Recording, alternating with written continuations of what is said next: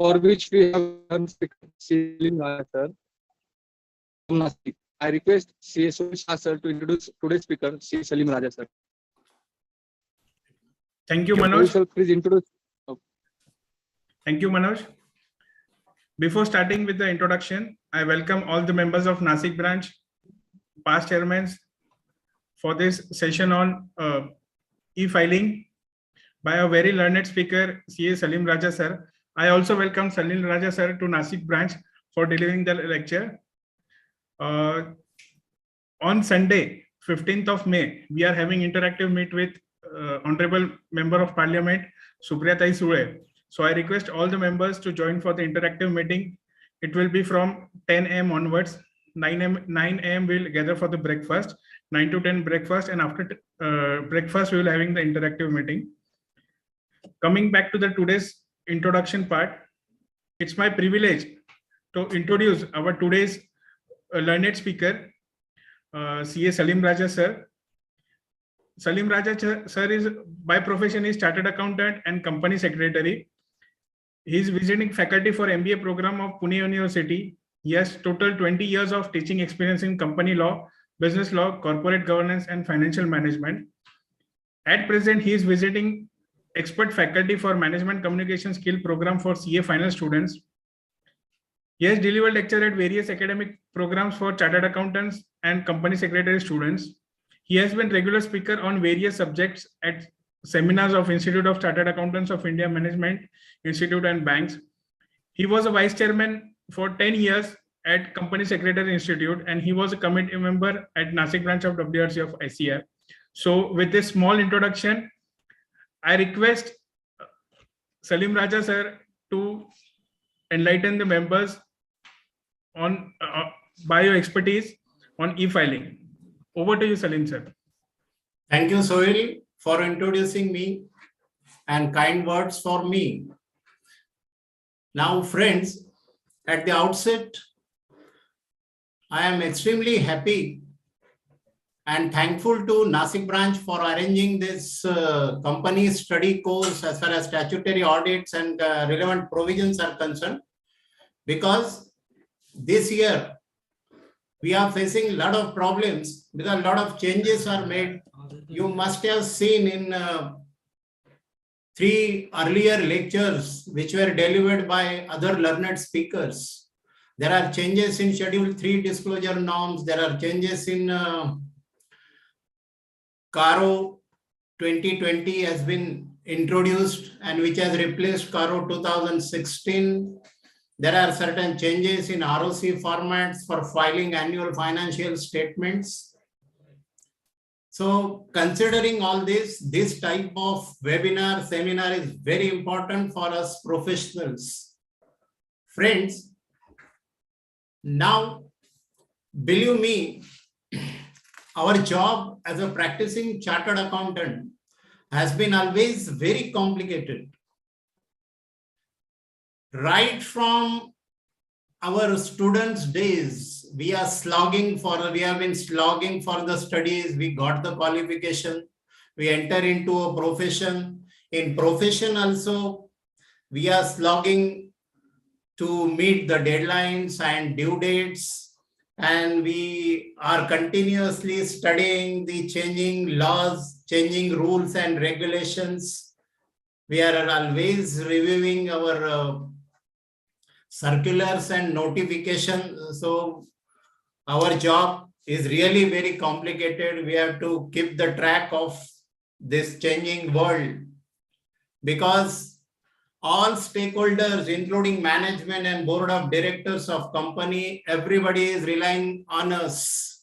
So we are shouldering a lot of responsibilities. And friends, as you know, our institute itself, let me tell you, our institute itself has designed and selected its logo and motto. You just see. So it is self-explanatory. Our logo includes the picture of Garuda. Garuda, ever vigilant bird, which likes to be always at soaring heights. ever vigilant bird. Institute has very rightfully selected this logo. Correct. So it is expected that we are always very vigilant and see our Yayesha Supteshu Jagarti. It is a shloka from the Kathopanishad, if I am not making mistake. It means that one who is always awake amongst those who are asleep. So friends, with this, I'll start my presentation.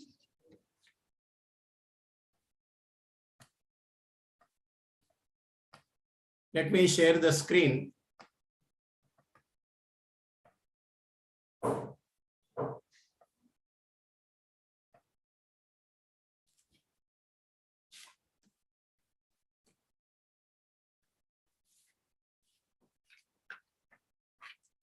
Friends, Companies Act 1956 dealt with the balance sheet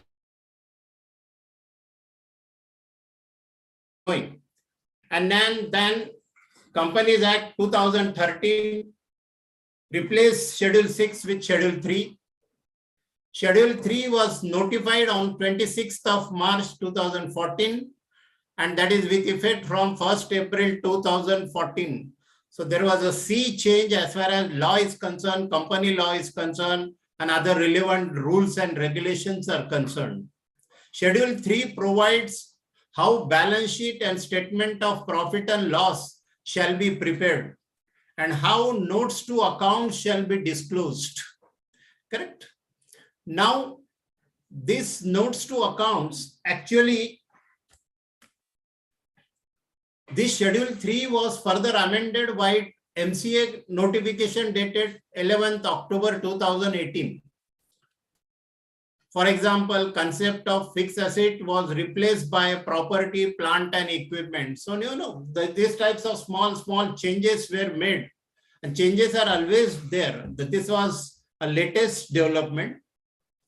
And you know very well, and it has been already discussed, I think, part 1 of Schedule 3 deals with format for balance sheet. Correct? This gives the format for balance sheet.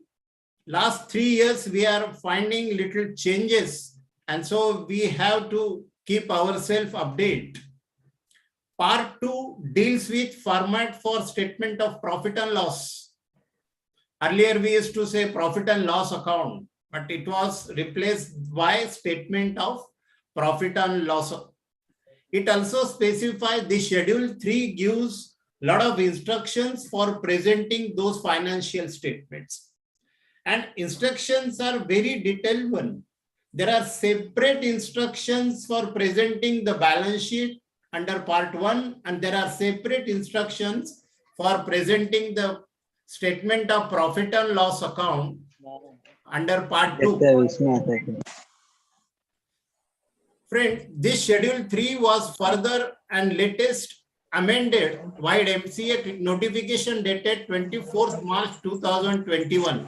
Recently we started discussion on it, and I think very first lecture on this was in this webinar was particularly on this disclosure requirements, with new disclosure requirements which are applicable from financial year 2021-22.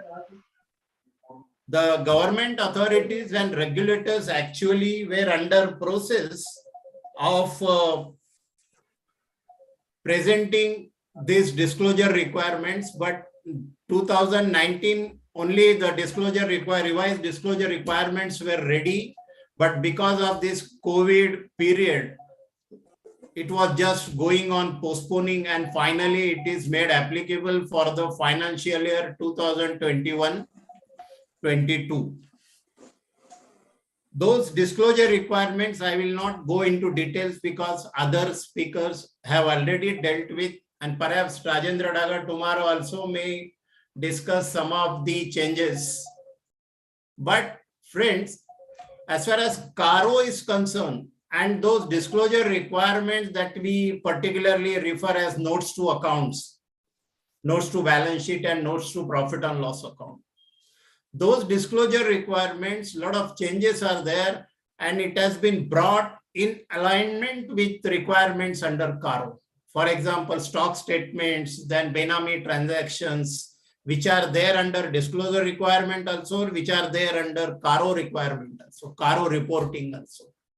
So we have to be very careful, and particularly because we are disclosing those, we are reporting those changes in 2-3 places.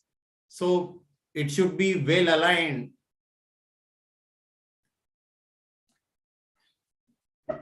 Now, friends, before today, I have decided to discuss the important provisions of balance sheet, signing of balance sheet, submitting the balance sheets and financial statements to regulators, particularly MCA, that is Registrar of Companies, and how balance sheet should be prepared, how it should be signed, how it should be presented in annual general meeting. So, this sequence right from the approval of financial statements by the board of directors, before it is signed by the board of directors on behalf of the company, till they are adopted in annual general meeting, and finally they are submitted to Registrar of Companies.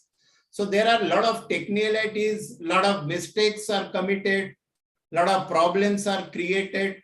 But nowadays, this Registrar of Companies has been very particular. Notices are issued to statutory auditors for certain shortfalls in the financial statements which are submitted to Registrar of Companies. So I am going to discuss all those things on the basis of my experience, on the basis of some practical problems many of our fraternities have faced.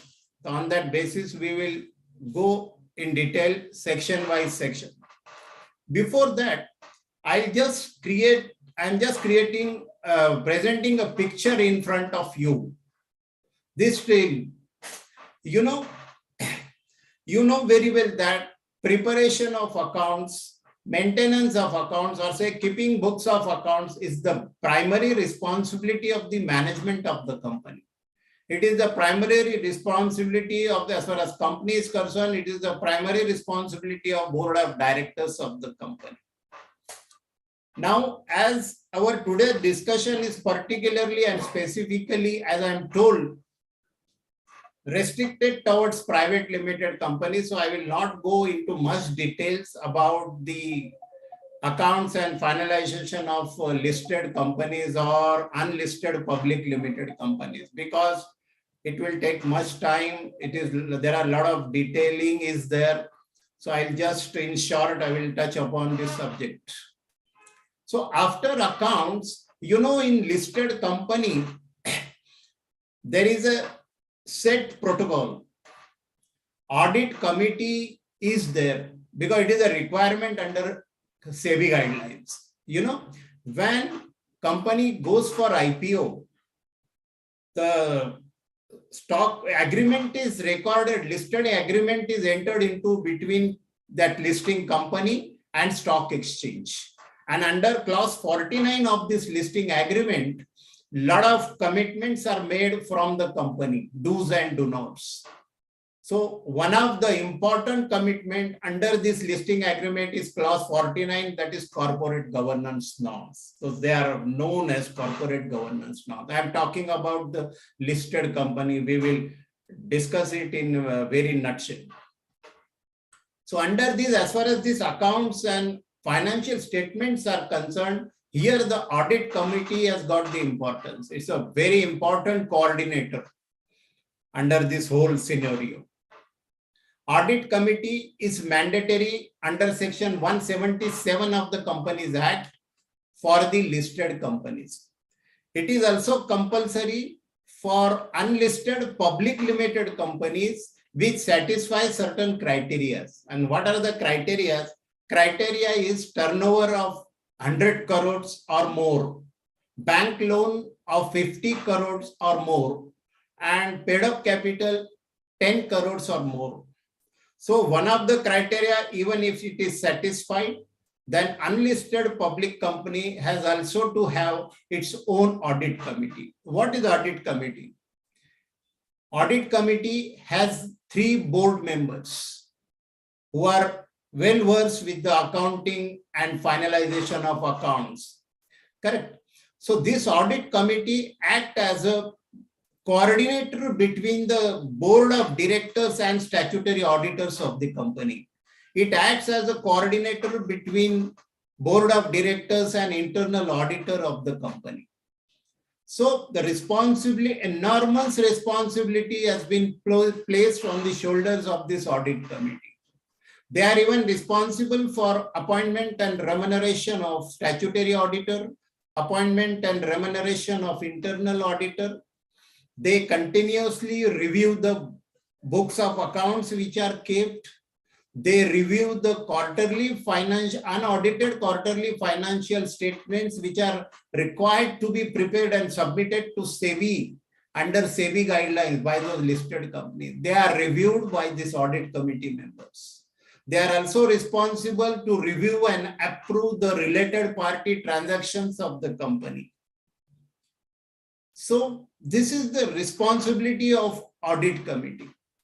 So it's a very important committee as far as those listed companies are concerned.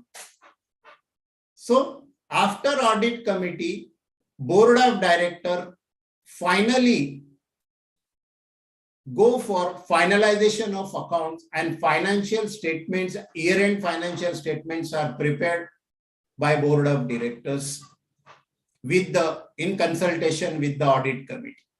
Correct?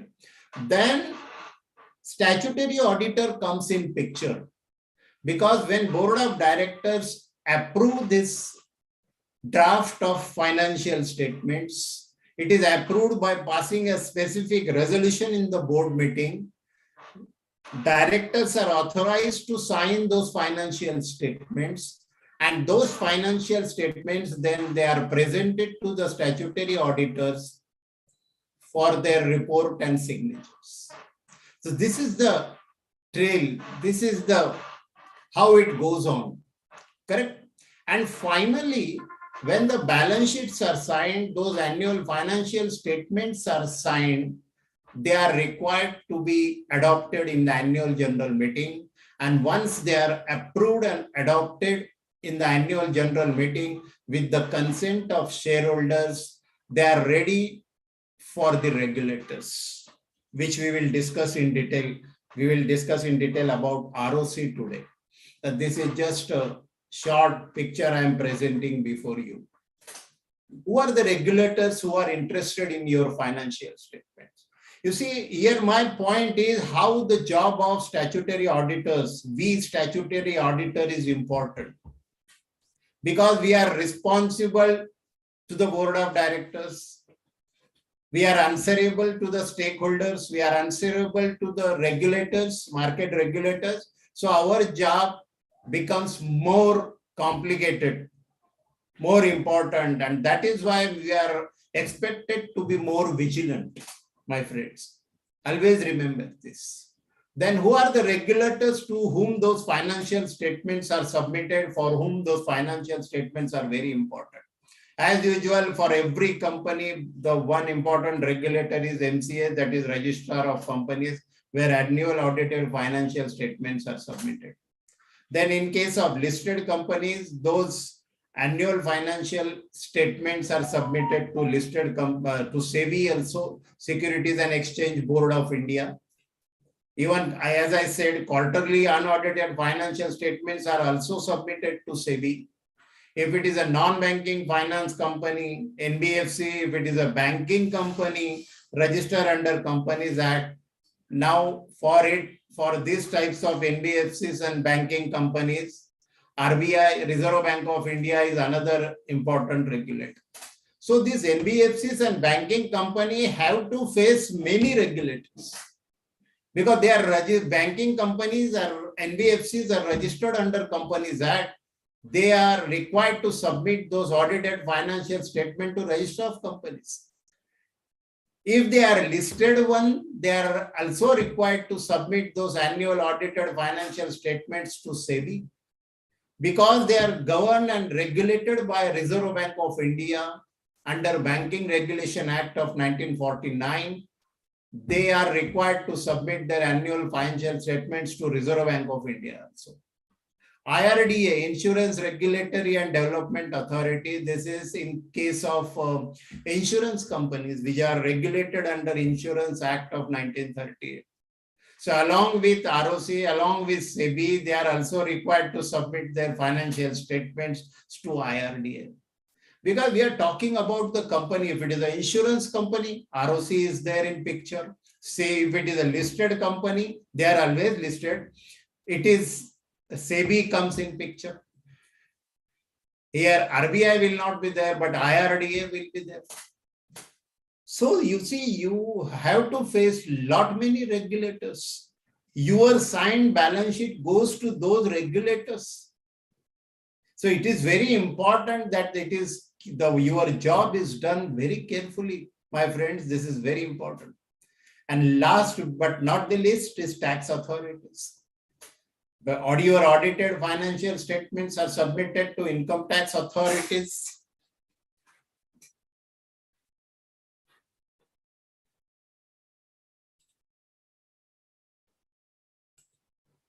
Income tax authorities, GST authorities, and other indirect tax authorities. You are answerable to them if they find any mistake.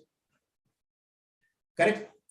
Now, another important thing, my friends, we just discuss about the regulators, but your financial statements, your balance sheets, your statement of profit and loss account, which is signed by you, it goes also to your shareholders of the company, goes to creditors of the companies, goes to bankers of the companies.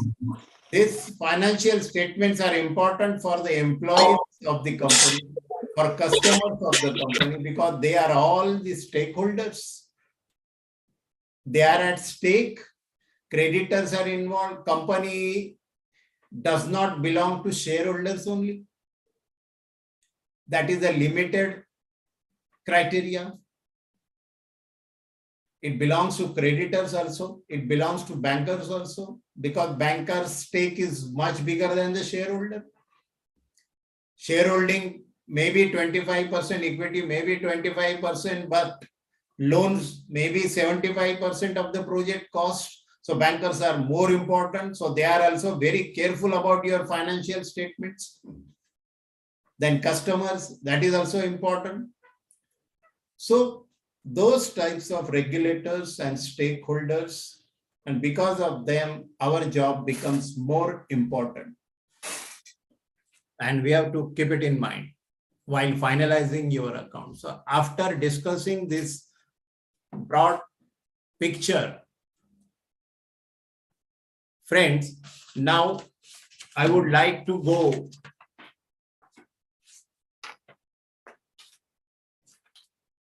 as far as this important and relevant company law sections are concerned of financial statements, its signature, its audit, and all other aspects.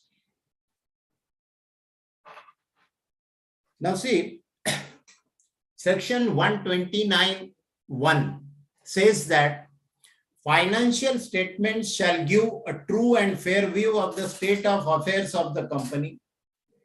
It should comply with the accounting standards notified under section 133. It is in 3 parts. And third one, it shall be in the form as may be provided in Schedule 3 of the Companies Act. Schedule 3 is not applicable to banking company, because banking companies' financial statements are governed by another act, that is Banking Regulation Act 1949. This Schedule 3.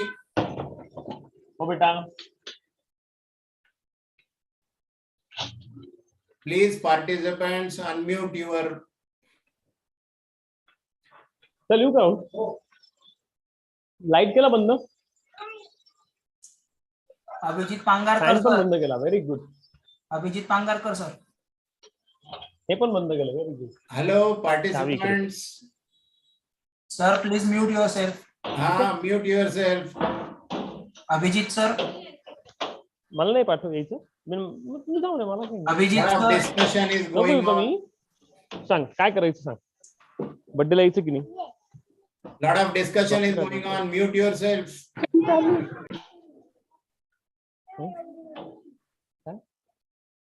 खराब बंद. घेतली ना मग. Sohil sir, number आहे का तुमच्याकडे त्यांचा?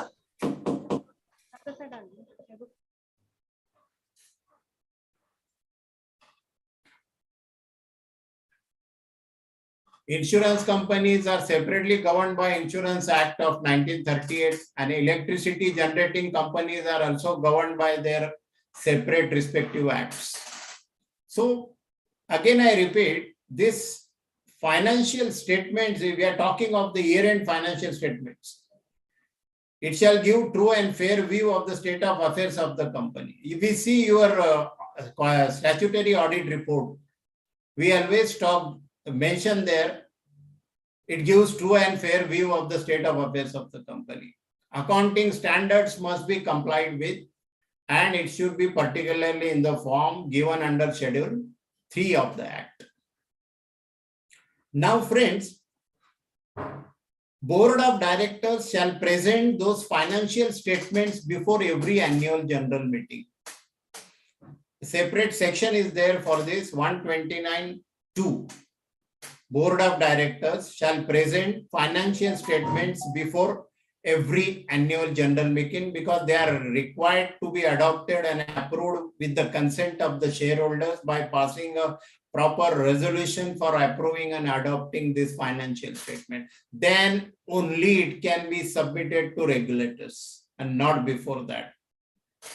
Section 129(3) says that consolidated financial statement shall also be presented before annual general meeting along with standalone financial statements. You know, the companies who have subsidiary, who have associated companies, who have joint ventures, they have to consolidate their accounts with those subsidiary companies, and two sets of financial statements are prepared. One is standalone financial statements of holding company, and one is consolidated financial statements of this company, and both are presented before every annual general meeting for its approval and adoption by the members of the company.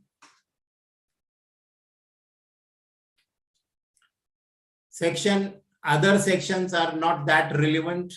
129(7), contravention attracts fines and imprisonments for managing director, whole-time director, chief finance officer, and other officer responsible. In absence of any officer above, all the directors are responsible. See the fines and imprisonment. If you see all the last subsection of all these sections under Companies Act, which talks about fines and penalties and imprisonment.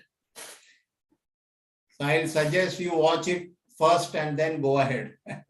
So you will get the importance of this, those sections regarding accounts and financial statements. Now, friends, as already in my second slide,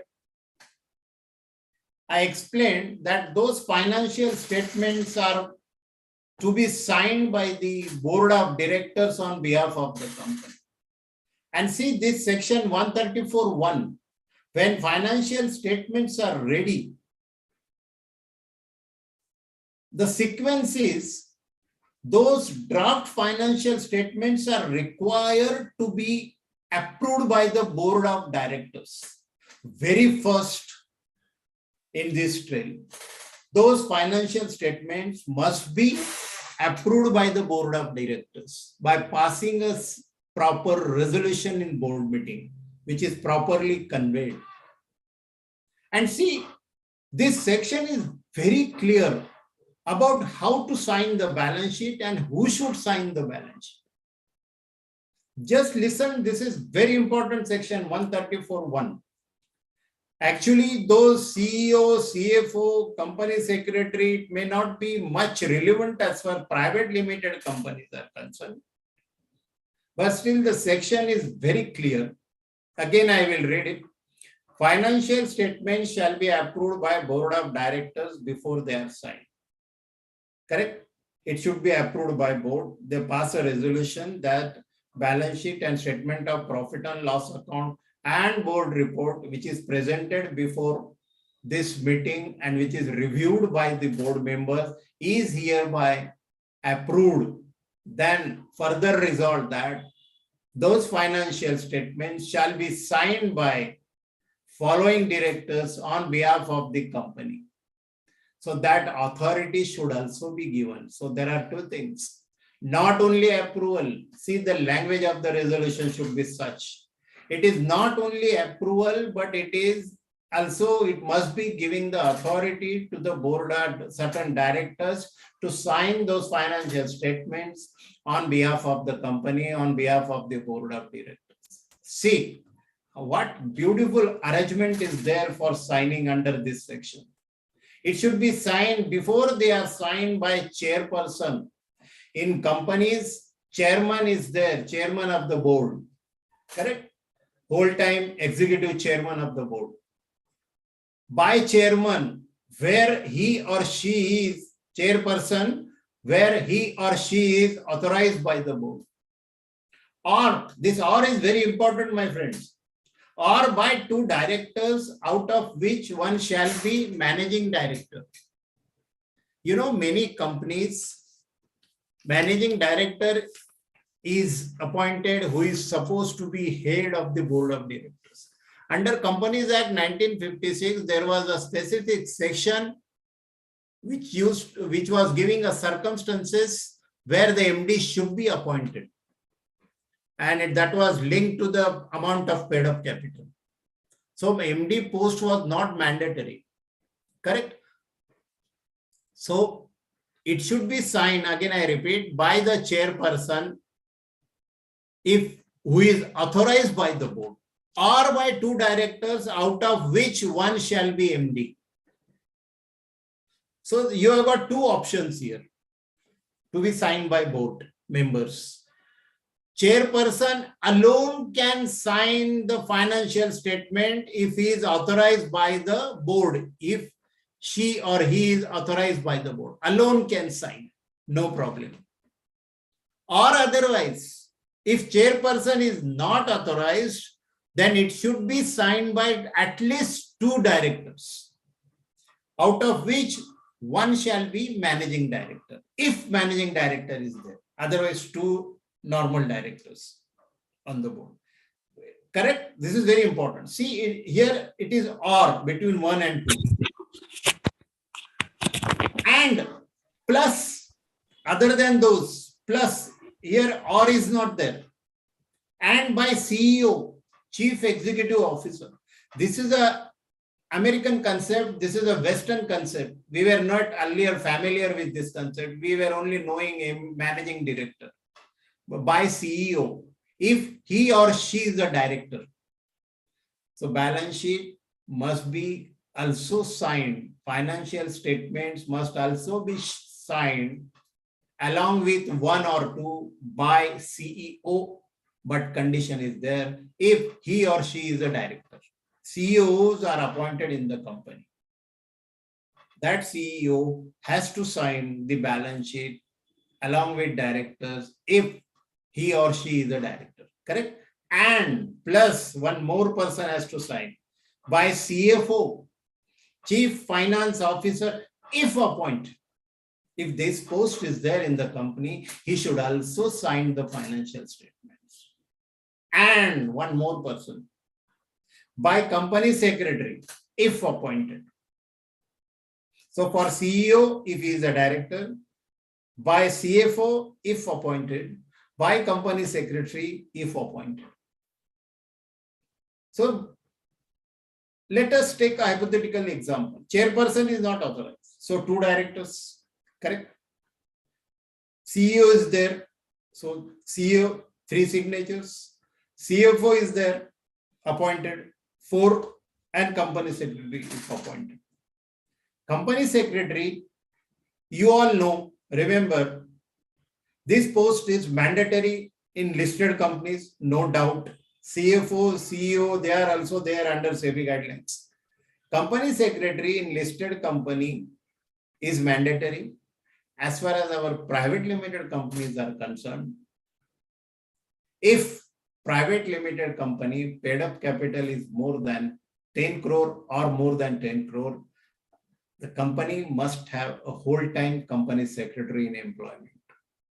You have to appoint. Earlier, the limit was 5 crore, then it was raised to 10 crores. They must have company secretary on their payroll.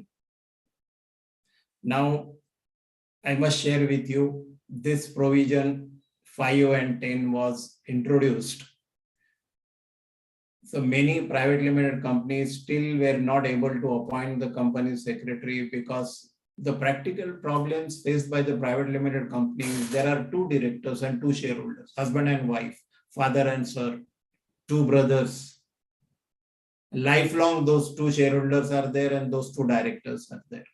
They say, "Humko kya karna hai company secretary?" They didn't never appoint the company secretary.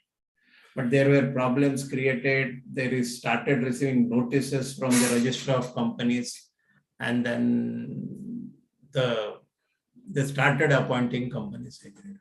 So if this company secretary is in employment of the company, he should also sign the financial statements along with all others, 4. So picture is, I hope, my friends, the picture is very clear. The section is very clear.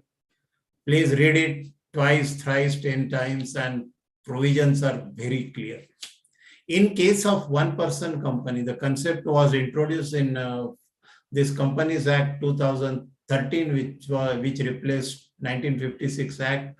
This concept of OPC was introduced. OPC, one-person company, this concept was already there in European countries and other Scandinavian countries. But first time in India, OPC came into existence through this Companies Act 2013. In case of OPC, financial statements shall be signed by only one director. Correct? Who is a member of the company? It is a one-person company. Correct? So this is very important section in Companies Act. So it becomes a responsibility of a statutory auditor, we chartered accountants, that before you sign those financial statements, you must see that at least it is signed by the 2 directors of the private limited company. In private limited company, chairperson may not be there, CEO may not be there, CFO may not be there, company secretary may not be there, only in case of, as I said, 10 crore capital company. If he is there, he must also sign. So before you sign the financial statements as a statutory auditor, you first see that 2 important things we chartered accountants should see. Whether those financial statements were approved by the board. You can ask the management of the company, please give me the resolution approving the financial statements and giving authority to the directors to sign any. Suppose there are 5 directors in the company, 2 directors were appointed, and those 2 directors sign the balance sheet on behalf of company. As a chartered accountant, it is your right to know whether those 2 directors who have signed the financial statements are really authorized by the board resolution. You must ask for that resolution and keep it in record as a working paper.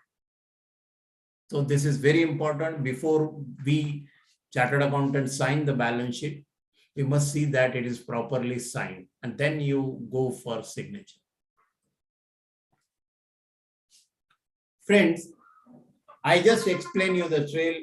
Accounts are ready. Again, I repeat in short. It is approved. Financial statements are prepared at the year end. They are approved by the board of directors.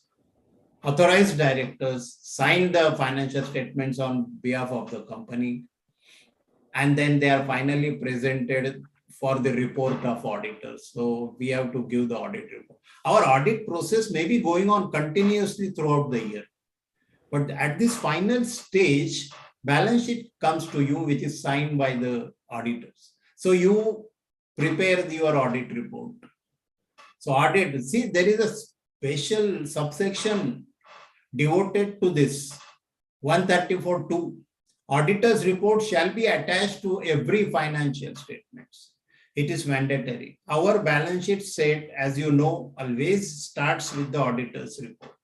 So auditor's report shall be attached to every financial statements. Section 134(3). Now, as far as this 134(2) is concerned, when we give the audit report, so we chartered accountants should be very much careful. We must know the provisions of section 143, which talks about the statutory audit report, and this essay series section 700 and 700 essay series sections. So here, internal financial reporting may be there, CARO report may be there. You must know the CARO provisions, which earlier speakers discussed day before yesterday. Whether you have to attach this CARO report or not, that is the responsibility of the chartered accountants in CARO, to whom CARO is applicable and which companies are exempt from the CARO. You must know that, you must study that, considering the paid up capital and borrowings and turnover of the company. So you must decide where a CARO is applicable.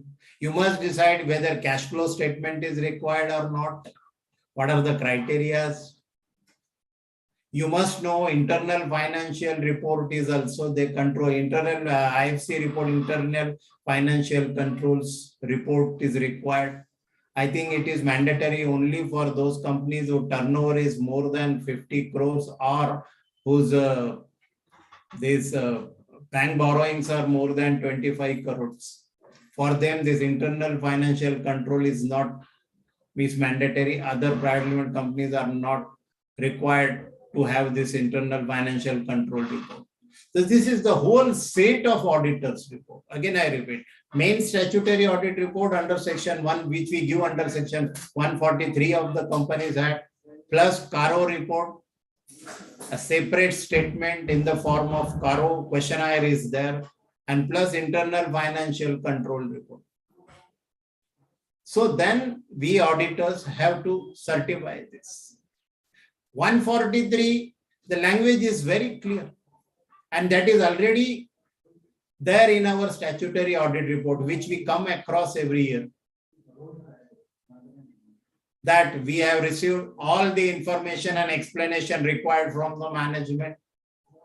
We have the accounts are prepared as per the provisions of Act. Financial statements are in agreement with the books of accounts. Financial statements are complying with the accounting standards.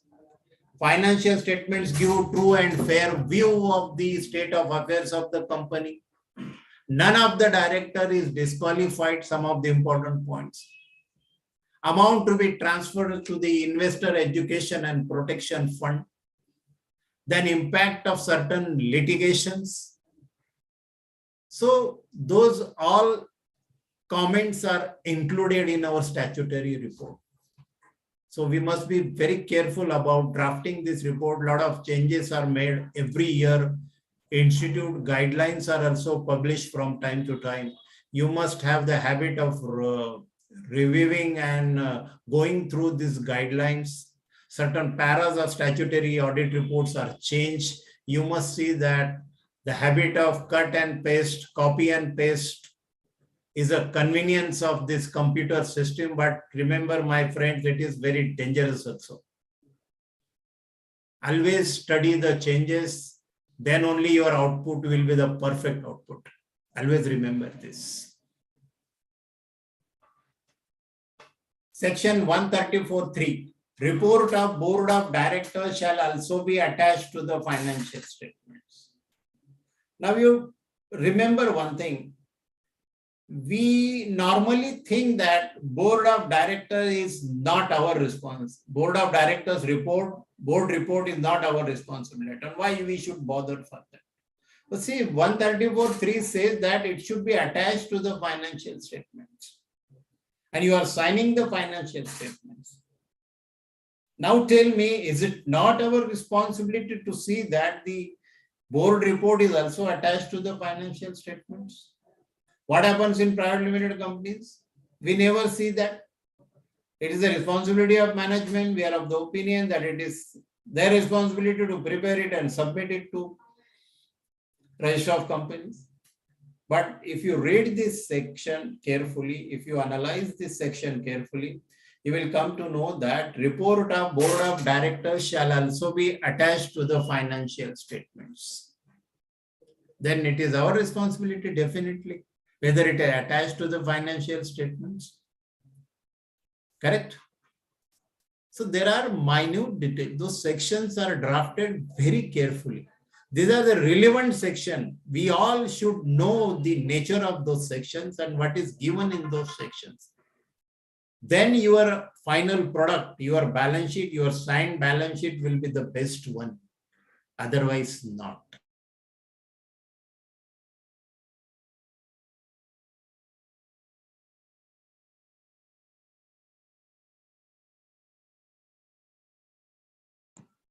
Hello. Hello. Hello.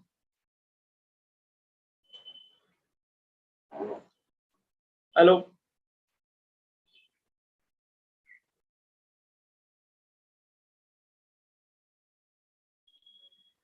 Sir.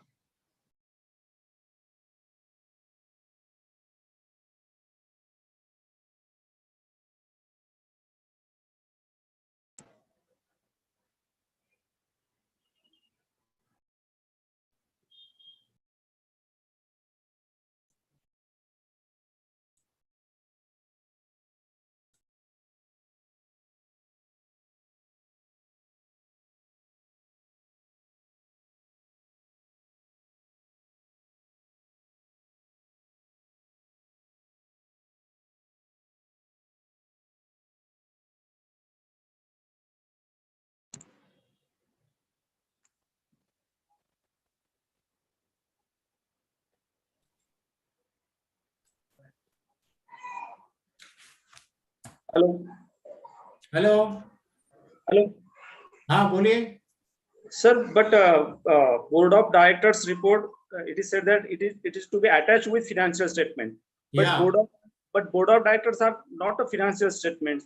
We are signing a financial statement, sir. So is it necessary?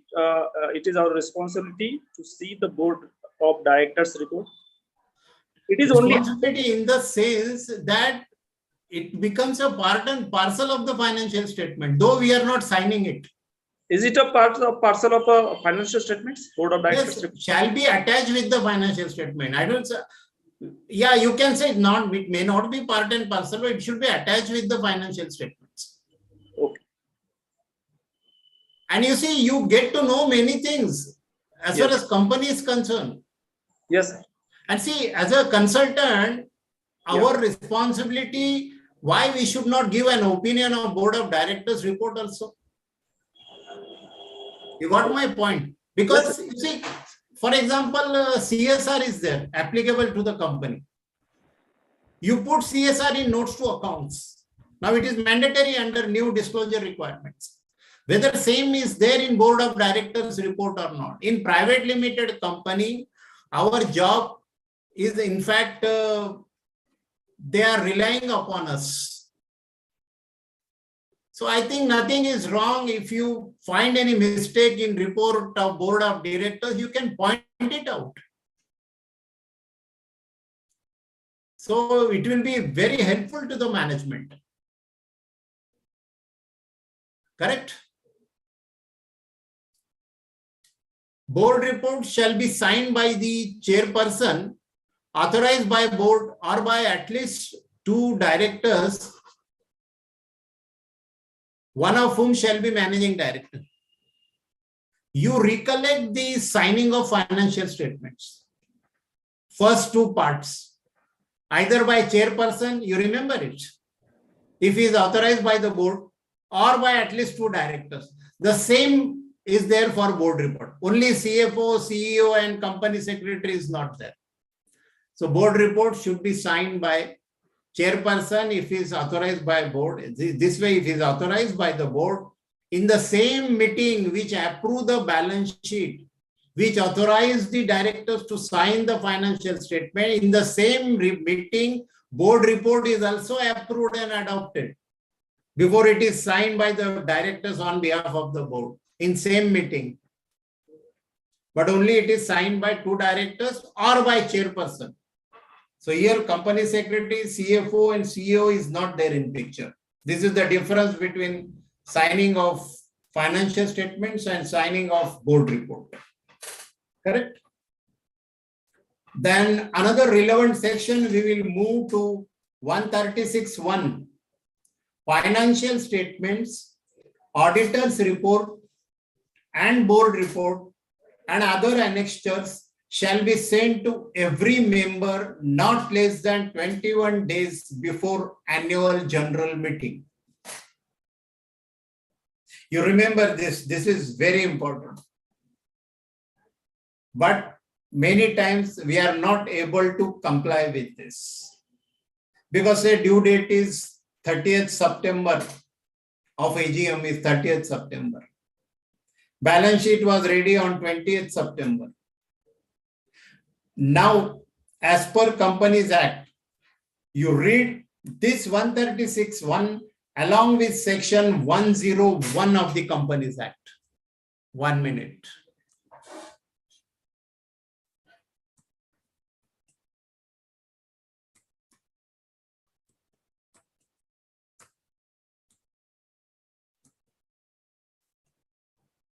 See, 101, general meeting, it includes annual general meeting and extraordinary general meeting. It may be called by giving not less than clear 21 days. This clear word has got importance.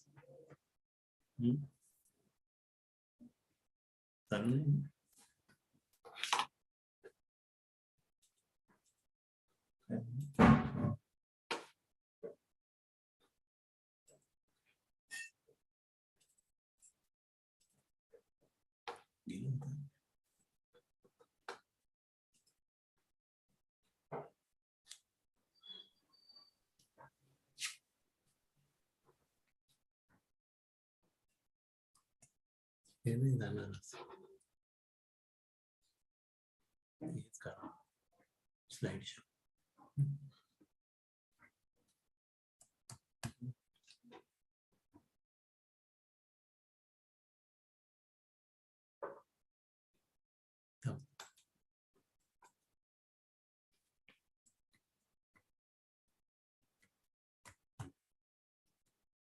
I'm audible. Hello. Yes, Saleem bhai, you are audible. There was some technical problem.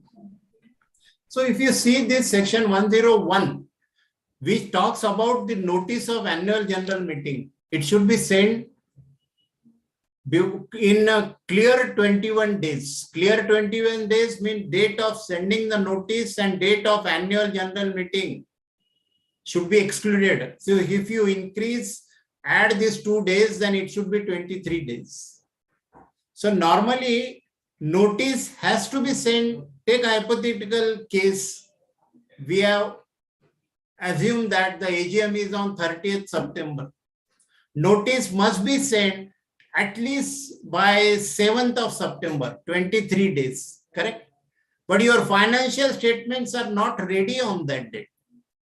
136(1) says that audited financial statement must be forwarded to shareholders 21 days before the annual general meeting. 136(1) says. But your balance sheet and financial statements are signed on, say, 20th September. There may be those types of technical issues are arised. No problem if balance sheet is signed well before, say, in August. Then there will be, picture will be very clear. You was able to send the financial statements along with the notice. In case of another example, when I said balance sheet was ready on 20th of September, you were not able to send the financial statement to shareholders on 7th of September because they were not ready. Okay, these technical issues are there, but I will suggest that though audited financial statements were not ready on 7th of September, issue when you draft the notice which is attached to the financial statement submitted to ROC, you draft the notice dated 7th September, at least 7th September. Doesn't matter the financial statements were ready on 20th September. But 23 days. And another important thing, under same section, short notice is also permitted, provided 95% of the members agree to it. So that is a weapon in your hand. If your balance sheet was ready on 20th of September, you send the notice on 21st of September. In private limited companies, this is possible. You need not send a 23 days notice. Short notice is permitted, provided it is approved, consent is received from at least 95% of the shareholders. And that consent form is very short notice consent. That is to be signed by the shareholders. Say in private limited company, there are 3-4 shareholders. So it is not a difficult job. So get it signed from the shareholders and send the notice on 21st of September because your financial statements were ready on 20th September. So all these sections will be complied with. There will be no default at all. But my point?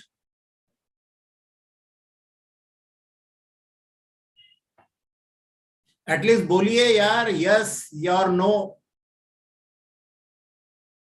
Hello? Yes, boss. Yes, sir. Arey, no boss, yaar, no boss. Yes, sir. Bagrecha is boss. So I think this is clear. The trail is clear to you. Yes, sir. Yes, yes. Yes, sir. Now, friends, we are up to the stage, the balance sheet is ready. Correct? Now, we are moving towards filing those financial statements to Registrar of Companies. As far as this filing is concerned, you have to be very careful. Financial section 137(1) says financial statements, consolidated financial statements, and other documents duly adopted at the annual general meeting. We have seen duly adopted at the annual general meeting shall be filed with Registrar of Companies within 30 days of annual general meeting with prescribed filing fees. So it means that you cannot submit the financial statements before annual general meeting. This is basic concept, should be very clear. It can be filed only after annual general meeting because shareholder is the ultimate authority. Shareholder is a major stakeholder, the most important stakeholder, is a owner of the company, and with his consent, financial statements, audited financial statements must be approved. Then only they are ready for the submission to the regulators, including Registrar of Companies. And 137(1) says that it should be submitted within 30 days of AGM. 1 month nahi hai, 30 days of AGM.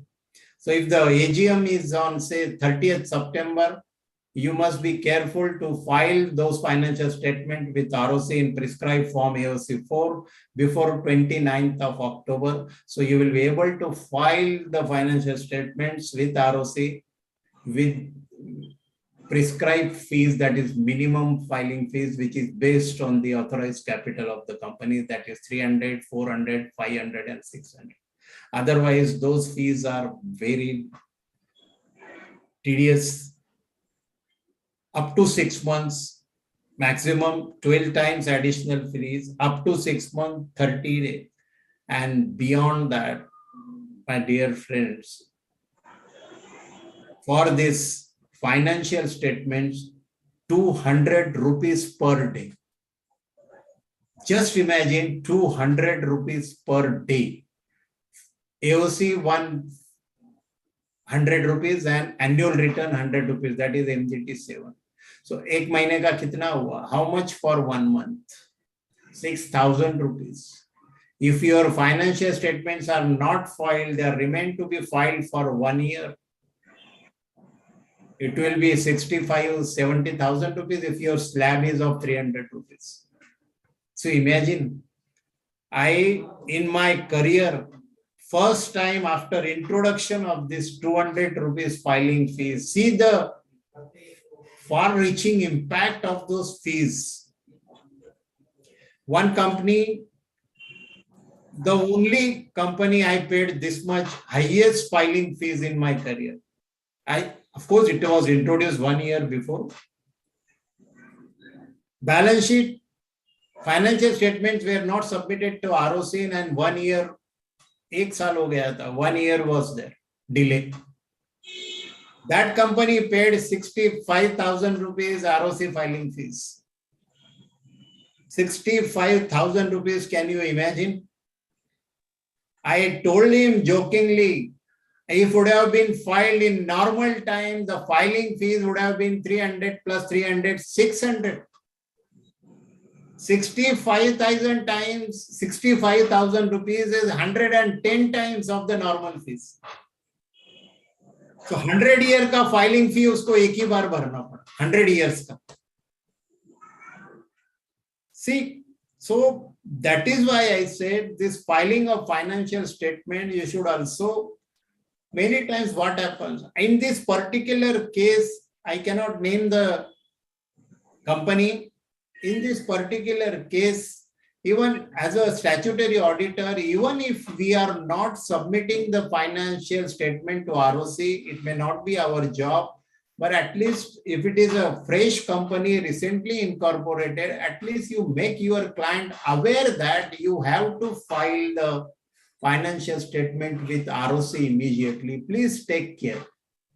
Otherwise, that company will land into this type of trouble. 100 times filing fee of the normal fee. 1 month, 1 year delay.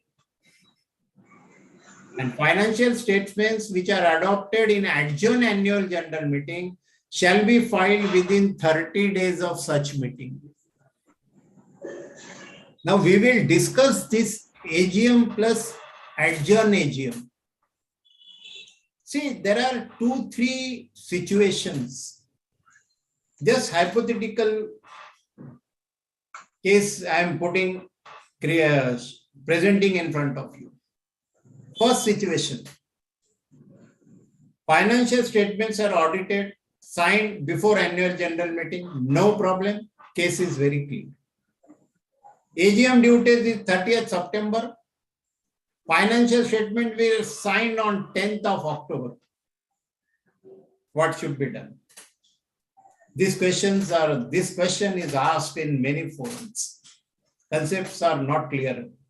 You make those concepts clear. Because it leads to very serious complications otherwise. आज तक ROC में कभी कुछ होता नहीं था. Earlier there was form 23AC and 20B. In that form, those dates were not required to be mentioned. Those questions were not asked in earlier ROC returns. But in this AOC 4 and MGT 7, those questions are asked. Meeting in which board meeting the balance sheet was approved. Whether there was adjourn, whether he was required to adjourn the AGM, what should be done?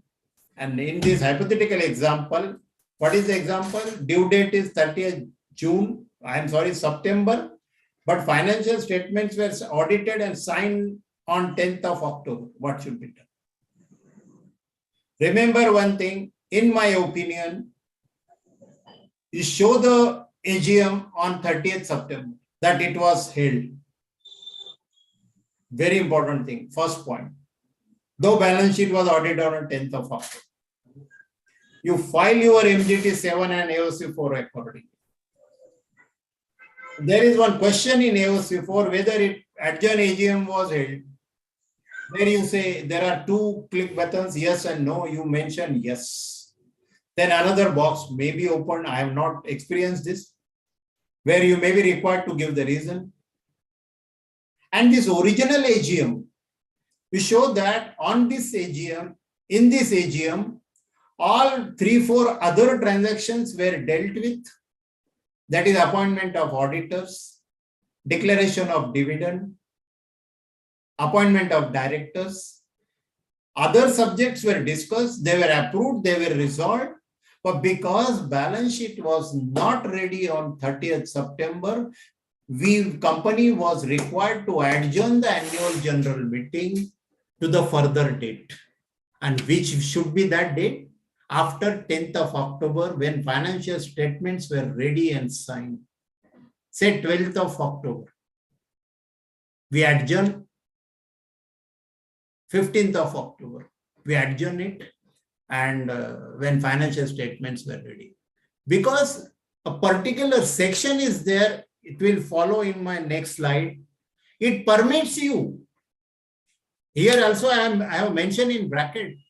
Financial statements which are adopted in adjourned annual general meeting should be filed within 30 days of such meeting, means within 30 days of adjourned annual general meeting.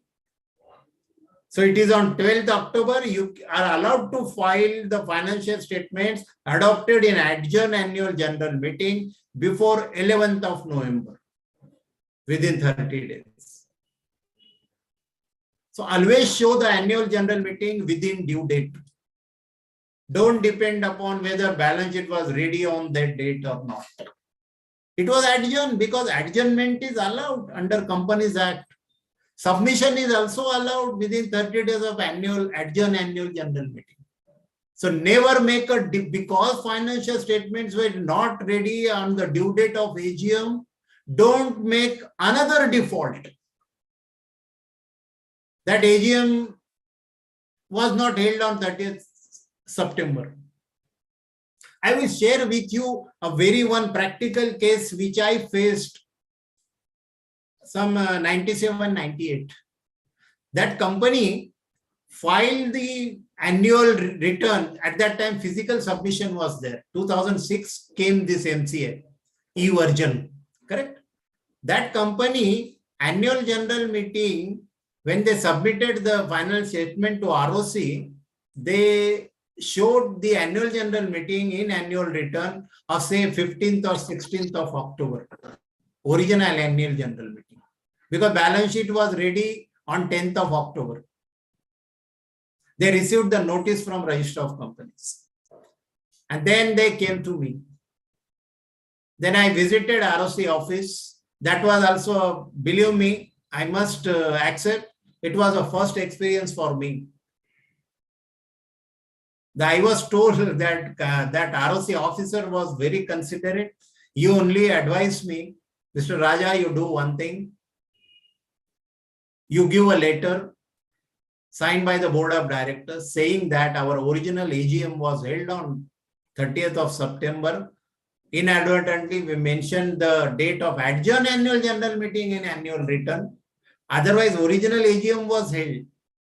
This way, the explanatory letter was there. I remember further he asked us to submit the minutes of the original AGM and minutes of adjourned AGM.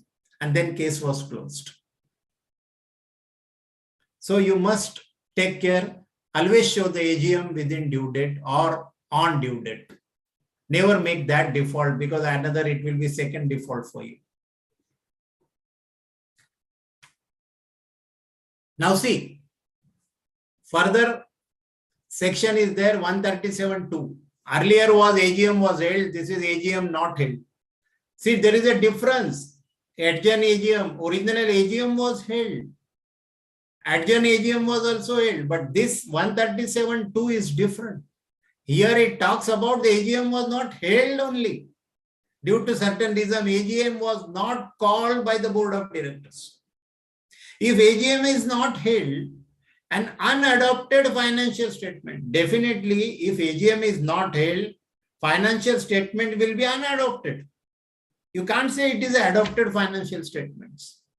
So if AGM is not held, unadopted financial statement shall be filed with Register of Companies within 30 days of due date of AGM. You are required to, it is compulsory to file to ROC. Don't wait for the actual AGM to be held. Reasons for not holding the AGM shall be stated in separate statement which is attached with the financial statements. So 137(2) is very clear. AGM is not held, still you file the financial statement. Suppose due date is 30th September, you file the financial statements, signed financial statements, unadopted financial statements before 29th of October, giving reasons why AGM could not be held. This is the management responsibility. Correct? Am I clear? Friends? Yes, Saleem bhai. Yeah, okay, fine. OPC shall file financial statement duly adopted by its member director with ROC within 180 days of end of financial year. In other companies, it is linked with the 30 days of AGM. Now here you must know, you must be knowing that one person company AGM is not applicable. अभी एक ही member है तो वो किसके साथ discuss करेगा? So AGM is not applicable to one person company because there is only one member. Directors may be 2 or 3, but member is 1. And AGM is for members, it is not for directors. So OPC, one person company, is exempt from holding AGM. Then when balance sheet should be filed? यहाँ पे AGM के लिए link किया गया other companies को within 30 days. So OPC shall file the financial statements duly adopted by its member, its loan member with ROC within 180 days of end of financial year. So OPC has to file the audited financial statements with Register of Companies with MCA before 30th September. 180 days of end of financial year. Again, I repeat, because AGM is not applicable to one person company.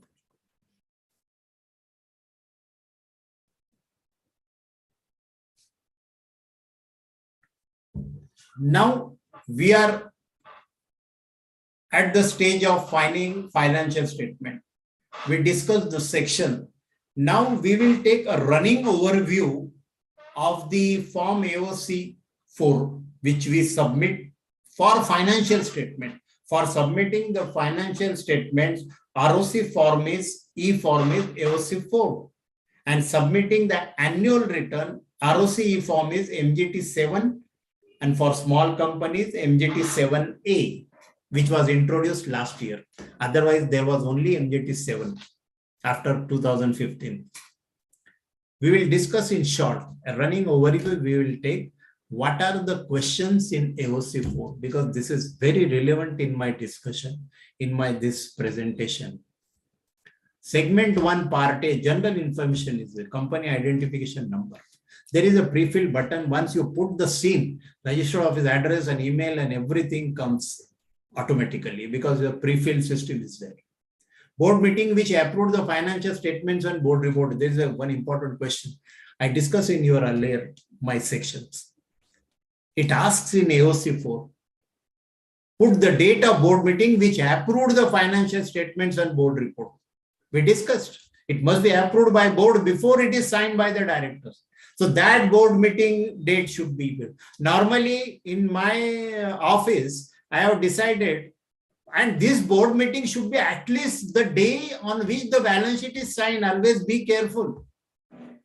If balance sheet is signed on, say, 31st August, this board meeting approving the financial statement must be at least 31st August, but normally be safer side, put it 29 or 28 or 30th August because it is signed on 31st August. Show 1 or couple of days before actually it is signed.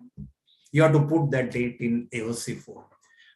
Again, it asks another question, directors who signed these financial statements and board report. There are 2 separate questions.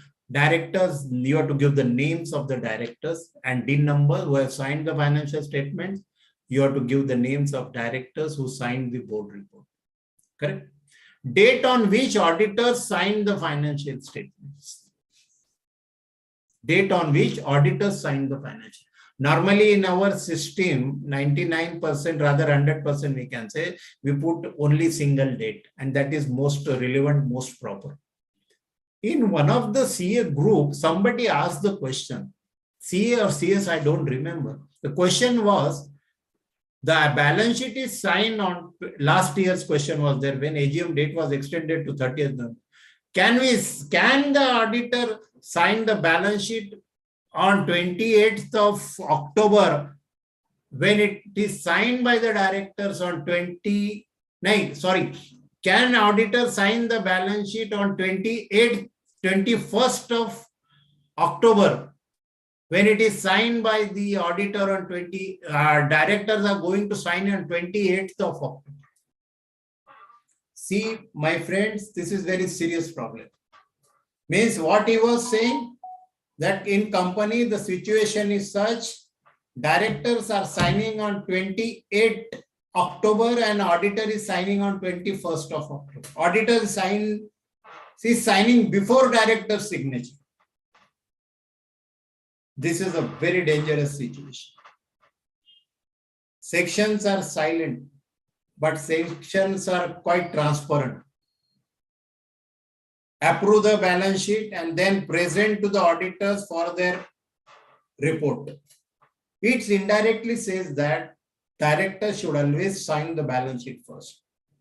And our institute guidelines advisory is also like that.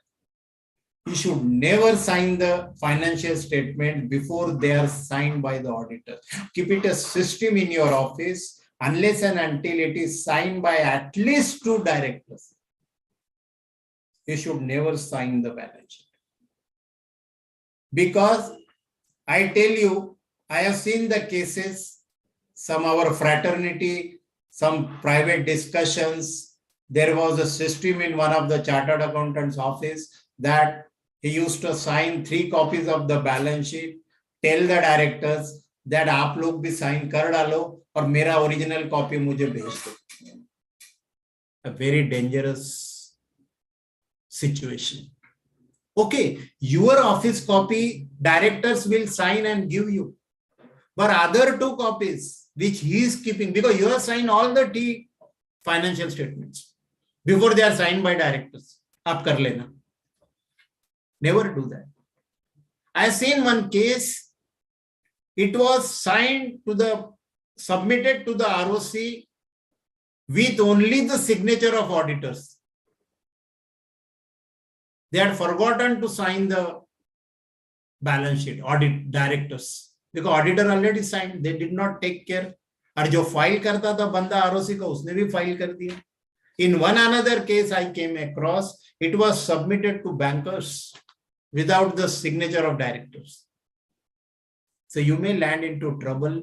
It's a very serious problem.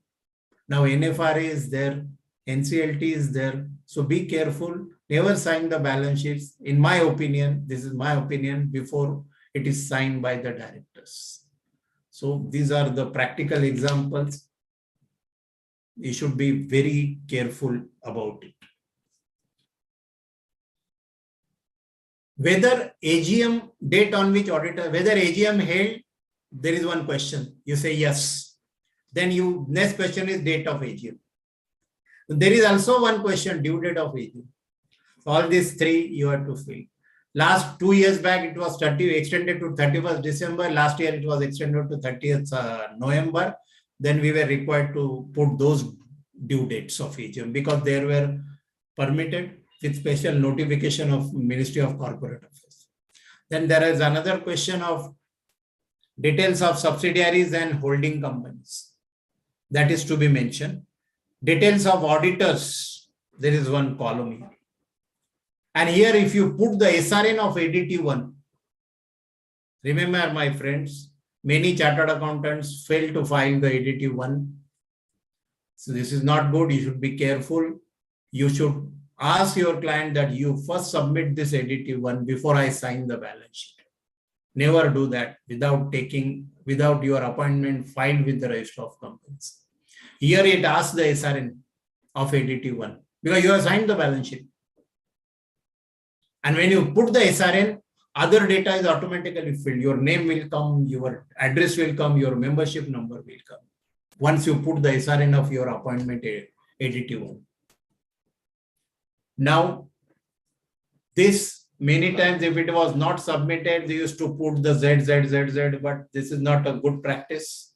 Always insist that whenever you take the appointment, always insist that take the resolutions of your appointment. Ask them to file the additive one and then sign the balance sheet. These are the basic requirements. This is the basic care we need to take as a professional. We should be vigilant enough. I said we should be like Garuda Institute logo. You should be awake in all the circumstances. So this is very important. Whether consolidated financial statements required. When you say that yes, company has subsidiary, then definitely this company will be required to submit the financial statements. Consolidated financial statement, you say yes. Balance sheet summary is there. In short, your balance sheet format, under Schedule 3, same format is there in AOC 4. And there are totals of liabilities and asset balance sheet summary. Then next to balance sheet summary, some important balance sheet parameters you have to mention. Then there are no total columns. It asks about the borrowings. Again, it is mentioned in balance sheet summary. But still, again, it is repeated here. Some important items you are asked: borrowing, loans and advances, trade receivables, etc. That's not important.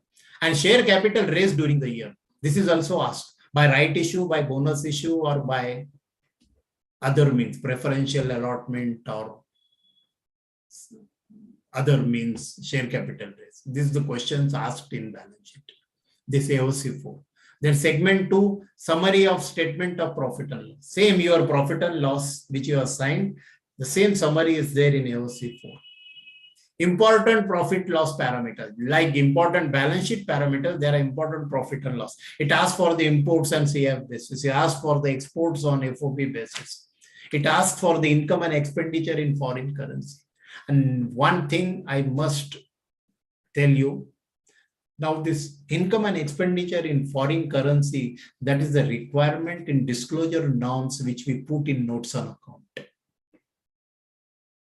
There are foreign currency expenditure. There may be exhibition expenses. There may be traveling expenses by the board of directors that you have to mention in dollars. They might have incurred in euro or any other currency or pound sterling.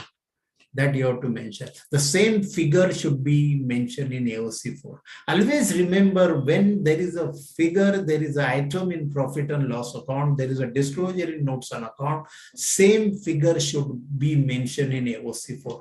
Always take this care. Like say, the turnover is there in the financial statement. That same turnover you have to mention in tax audit report. 3CD, while giving the ratios, GP to turnover. So we definitely check it. Same turnover is there mentioned in tax audit report, which you have mentioned in financial statements of non-corporate bodies also. So here we should take that care. The person is filing the financial statements to us. Segment 3, turnover and net worth is mentioned in here. And remember, my friends, the same turnover net worth you are also required to mention in MJT 7. See that the figures are same. Don't make that is. Now the DPT 3 also asks for the net worth. So same figure you have to mention in various documents submitted to the regulators. You'd be careful enough that those figures are same. Applicability of CSR 135, section 135. There is a special segment in this AOC 4. Average net profit of last 3 years, it asks the question because that is a criteria. Average net profit of the last 3 years and 2% of that average net profit, that is the CSR liability of the company if CSR is applicable under section 135 of the Companies Act.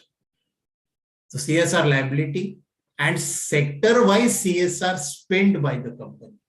That is in healthcare or environment, and so some 10-15 activities are there which are permitted under Schedule 7 of the Companies Act 2013.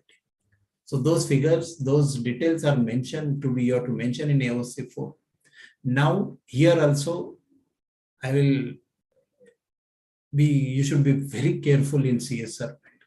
3 or 4 places CSR figures are appearing. It is there in disclosure requirements in notes to accounts. You should give this table. 3 years average net profit, 2% of it, that is a liability, actual amount spent, and shortfall or excess you mentioned, it notes on accounts. CSR details to be matched with actual amount spent, disclosure in notes to accounts and board report. Board of Directors report, one of the column is CSR liability.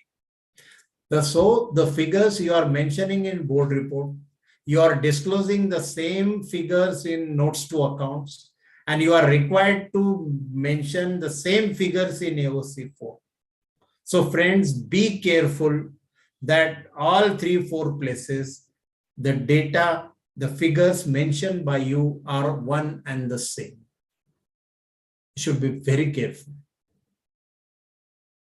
Segment 4, related party transaction. Here also, related party transactions, you are required to mention now in disclosure requirements in notes to accounts. Related party transaction, they are mandatory to be mentioned under board report under section 134(1). Again, you are mentioning it in AOC 4. Like CSR, it is also appearing in 3-4 places. See that everywhere the figures are same.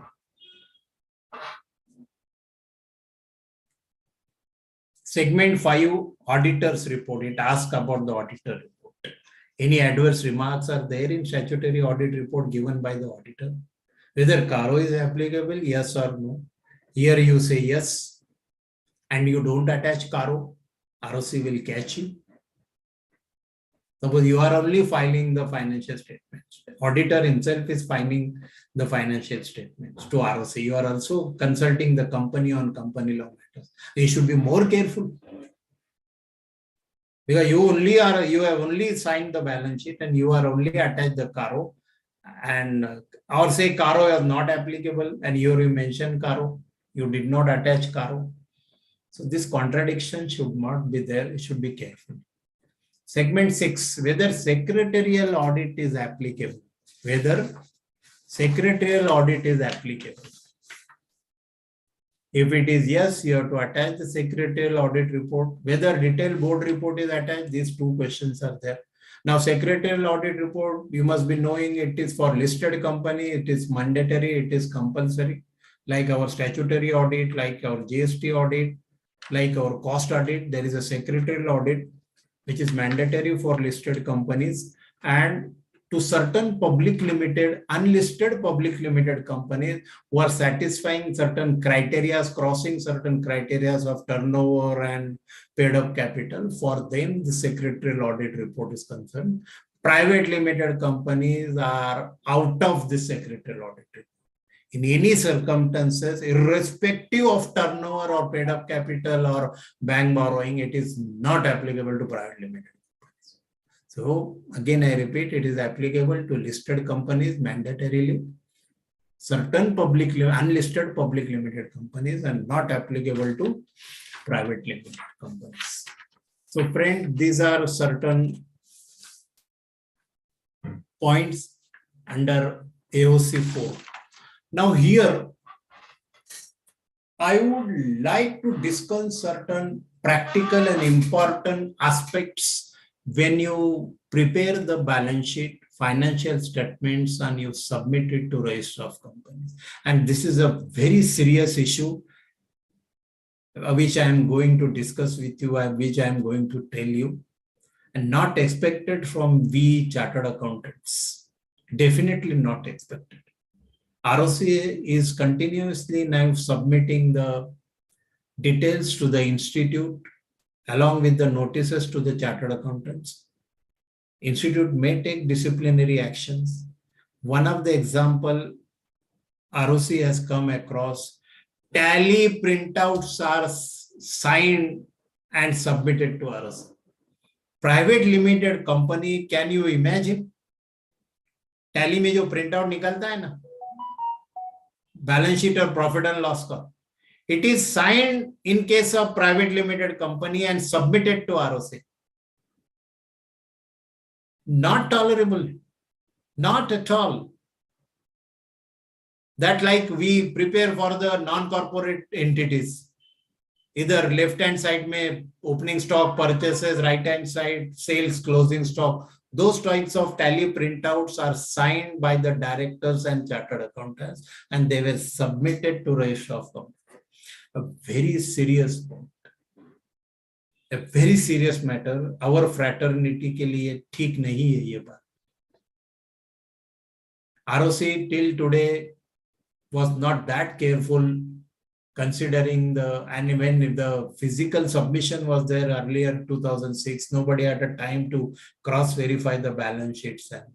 But in this e-version, they have got sufficient time to check your balance sheets and profit and loss. So is this one mistake? Never be careful. Unsigned copies are submitted to ROC. Only they write SD. That is also not fair. Previous year column. These mistakes are committed by our professionals many times. I must tell you what happens. We are required to give the previous year figures. You are signing the balance sheet for March 21. So previous year column is always there as per the requirement of Schedule 3, March 20. A cut paste ka zamana hai, which is very dangerous. So you copy the balance sheet of March 20, where previous year column was there for March 2019. And you are preparing the balance sheet and signing the balance sheet for 21. Remember, you are copying that. So you are putting 21 figure in 21 balance sheet. But previous year column, which was earlier 19 figures were there in 20 balance sheet, that 19 remains as it is. So previous year column is 2 years earlier. It is signed and submitted. So when you start preparing this AOC 4, at that time, I think the errors may be noticed by you.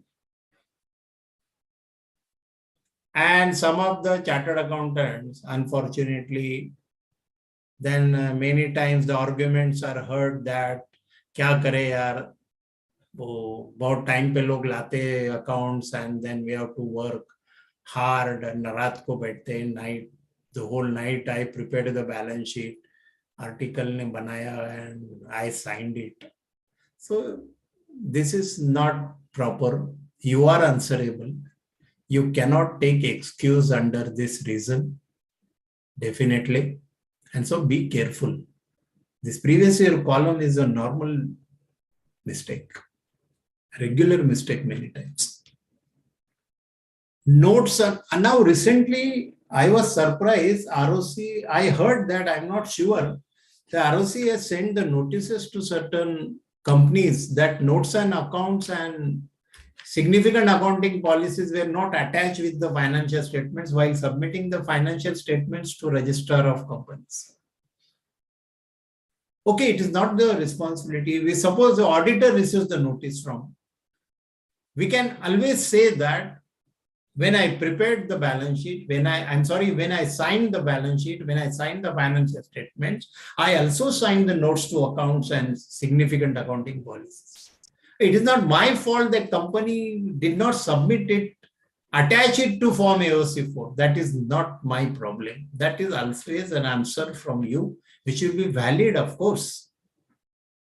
But I am just discussing the common mistakes committed. When you submit the balance sheet to ROC, see the attachments we will discuss here. AOC4. Notice of AGM. When you prepare the set, how the two sets are required? Because there are two attachments. One is financial statement and one is board report. But when we prepare the set of financial statement, do one thing. First, you put the notice of AGM in that set. Then board report. Then MGT 9. Then statutory audit report of chartered accountant. Then full balance sheet, P&L account, schedule and notes on account. This should be one bunch of documents to be scanned and attached. And one bunch of document is only board report and MGT 9, notice, board report and MGT 9, because there are two boxes for the attachment.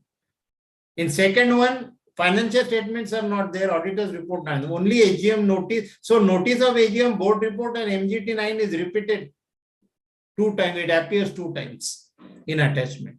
This is the proper system of attaching the document. CSR policy, if applicable. If CSR is applicable, you know, under section 135 of the Companies Act, in the very first year CSR is applicable, the first job company has to do is to appoint the CSR committee, where 2 of the directors are acting as a member of CSR committee. And second thing, they have to draft the CSR policy, CSR vision of the company, which is again signed by the 2 directors. It is mandatory that you flash this CSR policy on the website of the company. Same CSR policy, you suppose CSR is applicable to the company every year. Every year you have to attach this CSR policy along with the AOC 4 if CSR is applicable to you. Then one is AOC 1 if applicable. Kya hai AOC 1? It is a salient feature of financial positions of the subsidiaries and joint ventures and associate companies. AOC 1. If you have got, because in AOC 4 in segment 1, you say that there are subsidiaries, then AOC 1 is mandatory for you. Only some 5-6 important parameters are given in AOC 4. Paid up capital, reserves, turnover, net profit of your subsidiaries. That is in AOC 1. That is a standard format. You have to sign it, directors, and attach with this AOC 4. Then one is AOC 2. That is for related party transaction, section 188. If they are there, you have to attach the AOC. This form is digitally signed by director, one director, and practicing professional. That is maybe practicing chartered accountant, practicing company secretary, or practicing cost accountant. One has to sign along with the director. So I am sure I discussed this AOC 4 in detail. Now we will move to annual return, MGT 7. Section 137(4). This MGT 7 for annual return. Now last year, as I said, MGT 7A is introduced for small companies. The companies which fall under the definition of small companies and which are OPCs, for them there is MGT 7, little easy version of MGT 7, 7A for small companies, and other than small and OPCs, you have to file MGT 7. Section 137(4). Every company shall file annual return with ROC within 60 days of AGM. For financial statement for AOC, it was 30 days. Here you get 60 days from AGM. It is digitally signed by the director and company secretary if appointed. Remember, in MGT 7, chartered accountant signature is not there. Only director. And if company secretary is there in the employment of the company, then that company secretary has to also digitally sign this MGT 7 along with the director. Question of company secretary definitely will not come in small companies because for them it will not be applicable. But if company secretary is there, if the company is having a paid up capital of 10 crore, even private limited company, company secretary must be there in employment. And if he is there, Because you know, like you submit DIR 12 for appointment of director, you have to submit DIR 12 for appointment of company secretary also. So he is there in the record of ROC. So once he is there in the payroll of company, in the employment of company, he has to sign this MJT 7 along with the director. Section 92(2). Every listed company and other company whose turnover exceeds 50 crores, other company includes private limited also. It is not saying public limited. Listed company के लिए तो section mandatory है ही. Other company whose turnover exceeds 50 crores or paid up capital exceeds rupees 10 crore. Form MGT 8 is certified by the practicing company secretary shall be attached with the annual return, that is MGT 7. So additional one certification is there by practicing company secretary. If that company crosses those limit of 50 crores, turnover is 50 crores, capital is 5 crores, still it will be applicable. Turnover is 40 crore, but capital is 10 crore, still it will be applicable. There is a or.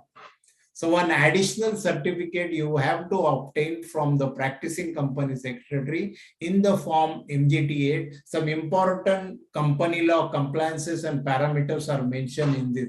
Whether share capital was increased, whether new charges were filed during the year, like this information is there in MGT 8. Some important information as far as company law is concerned. So that is to be certified, and that becomes one of the attachment to the MJT 7. Now we will again discuss in short this what is included in MJT 7. Registration detail that is seen like AOC 4 pre-filled data comes. It mentions about first question is financial year 2021, 21, 22. Again, the same question which was there in AOC 4, it is repeated here.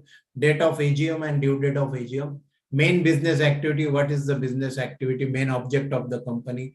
Again, he is asking here particulars of associate companies and joint ventures. My friends, in AOC 4, I forgot to mention one very important thing here. You know, there was a question that whether consolidated financial statements are prepared or required. Once in one office, one person was filing inadvertently, the person who was actually filling the form, actually consolidated financial statements were applicable to that company, but he said no. And then because consolidated financial statements, you have to file to ROC in CFS AOC 4. Another form, AOC 4. So two AOC 4 are there, CFS AOC 4.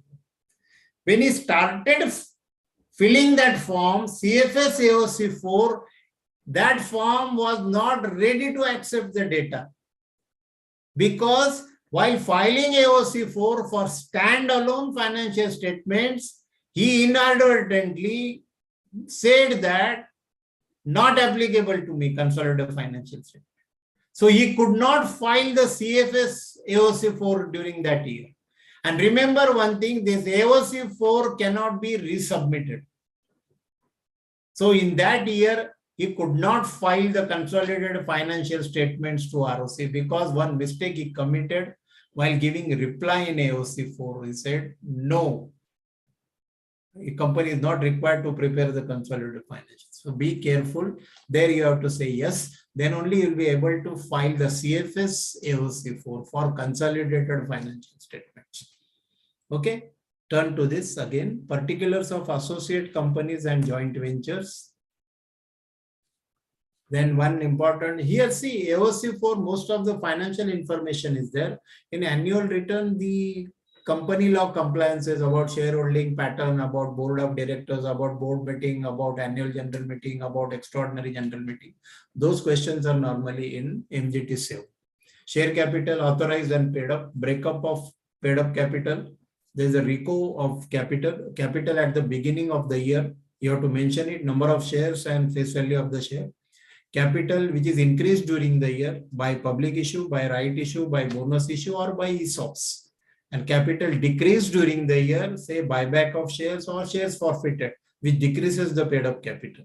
And capital at the end of the year. So full reco is to be answered, to be given here. Transfer of shares during the year. This is another important column. And friends, always remember, these figures, these details should be matched with statutory register and form MGT 9.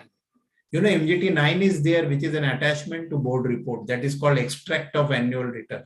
There also transfer of share details are there.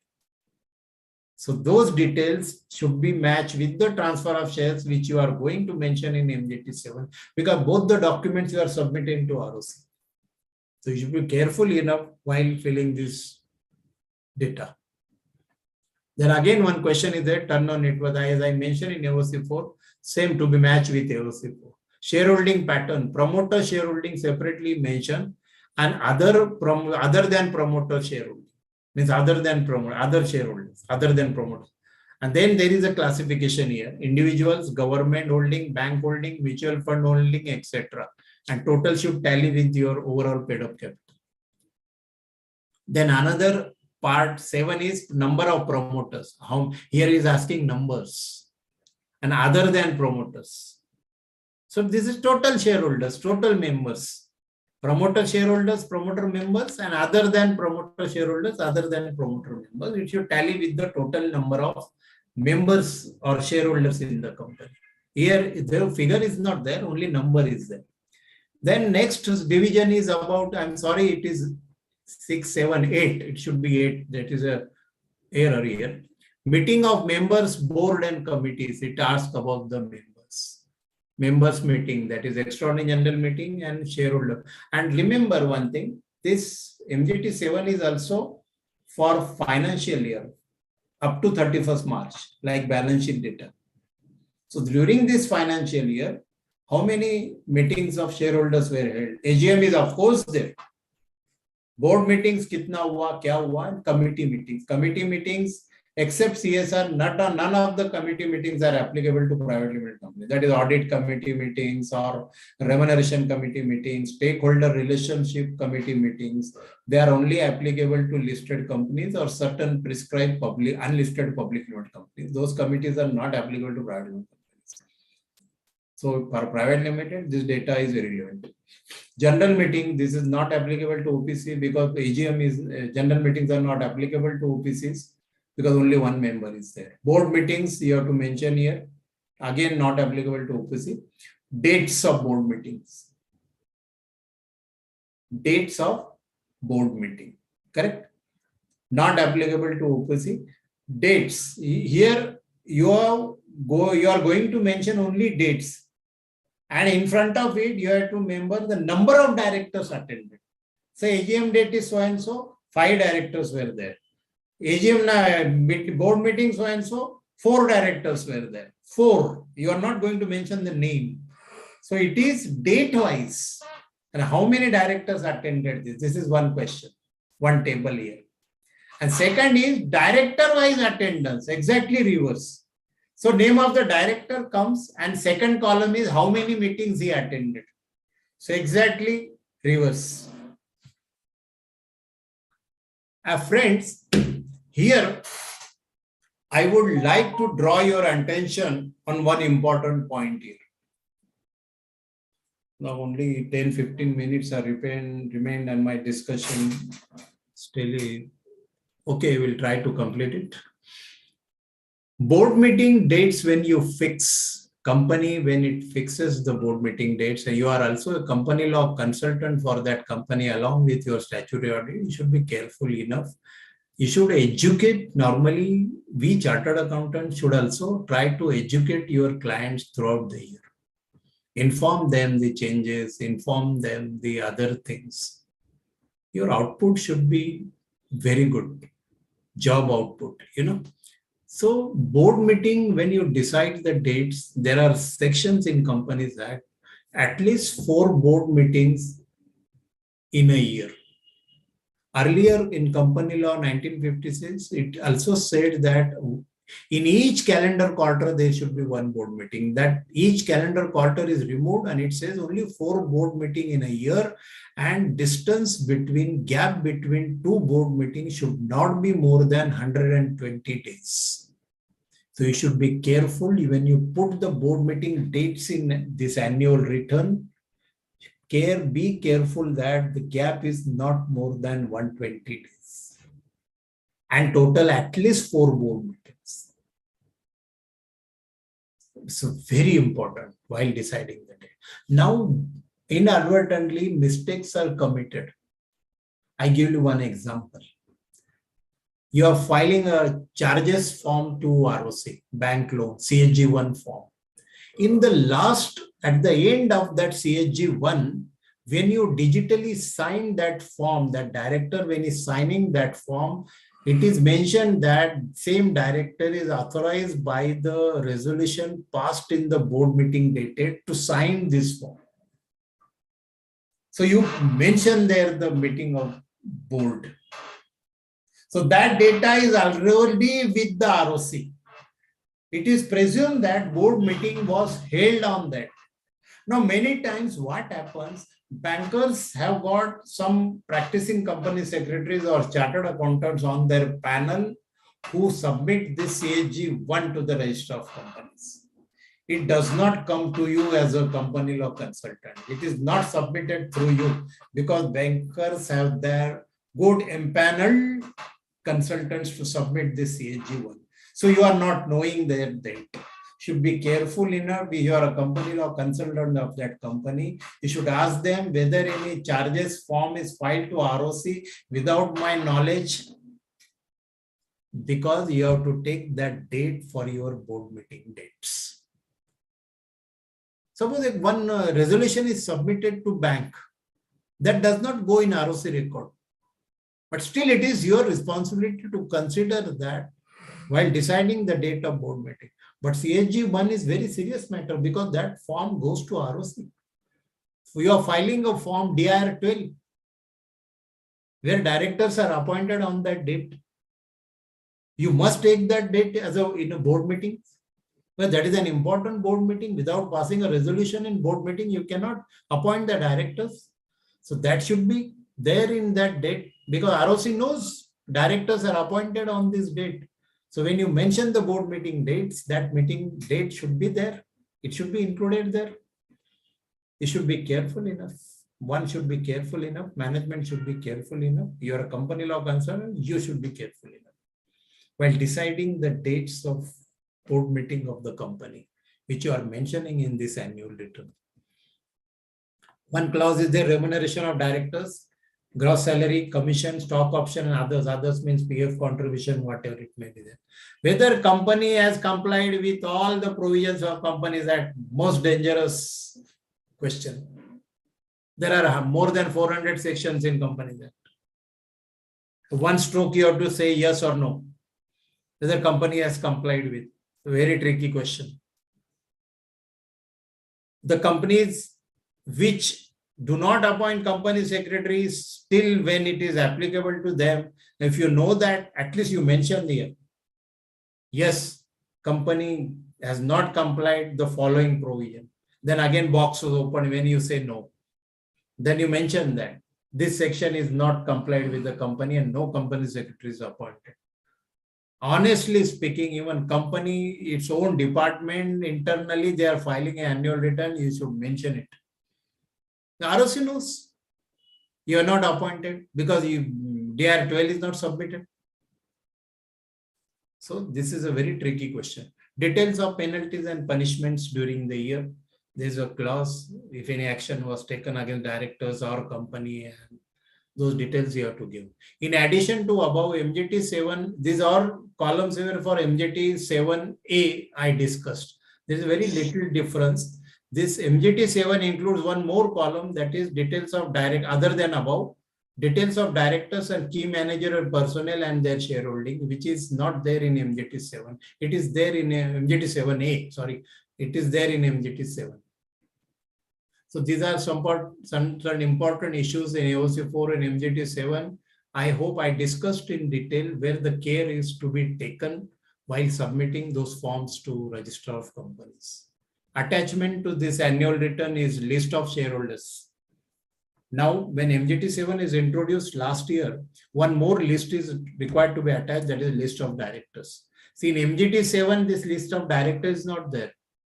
List of shareholder is there. So list of shareholder is both there in MGT7 as well as in MGT7A, and list of directors additional attachment in 7. An FCA approval letter for extension of AGM date.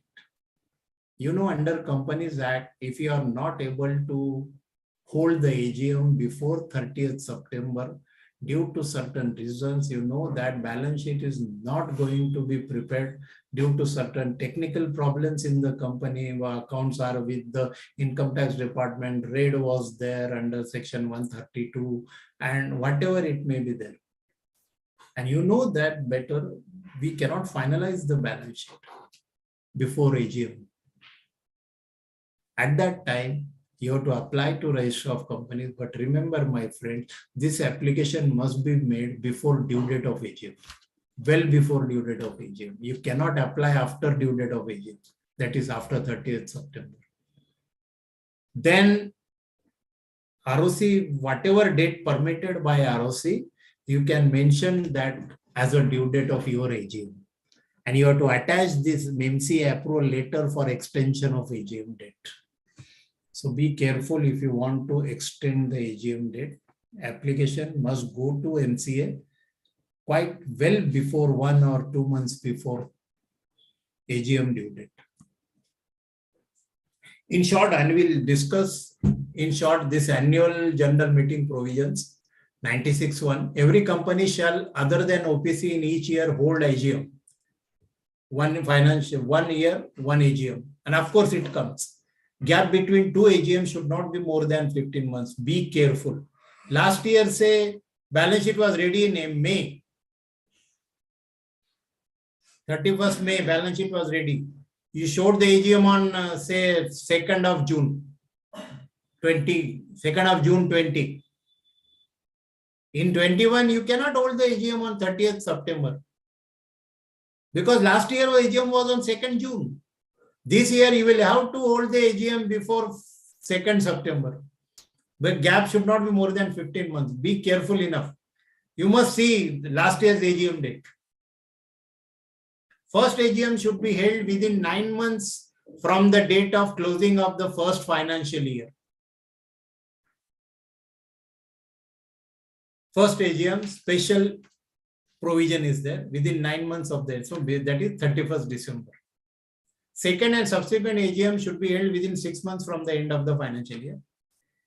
AGM shall be called during business hours, 9 AM to 6 PM on any day that is not a national holiday. In my opinion, I think national holidays 15th August, 26th January and 2nd October.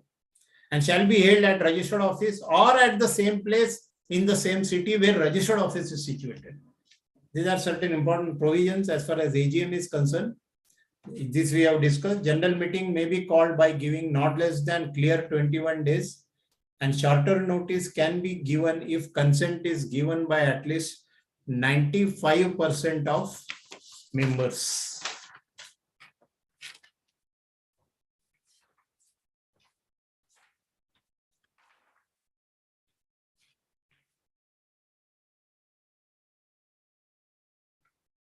These are certain issues as additional notes I have taken in my presentation.